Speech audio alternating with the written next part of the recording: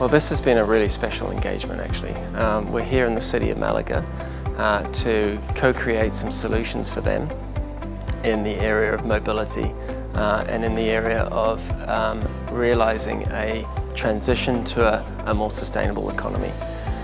Malaga has lots of challenges like many cities in the world, and the level of commitment that they've shown in bringing and shaping challenges for us to work through has been really inspiring. We've also been joined by 9 other cities who have come from all over Europe with their particular challenges.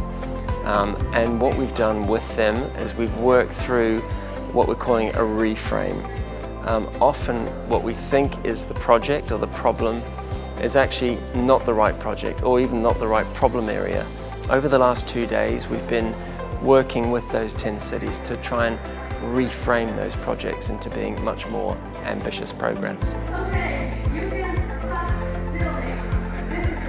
Maybe there's a different approach that you could be taking this particular challenge to learn from what we learned. And I think that's been a pretty important outcome. It's just the flexibility and the willingness to take a different view on some of these problems which are pretty big and complex. And I think, you know, looking around the room, there's different ways that we have in communicating with that ecosystem and group.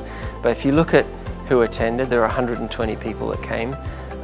So if they just go and tell, you know, 10 people each, that's 1,000. If they tell another 10, then that's 10,000, and before you know it, there's a movement.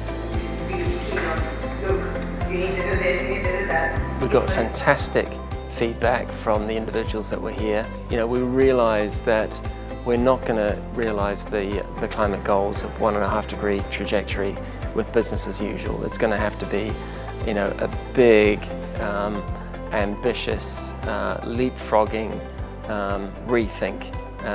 Incremental change is not going to get us there.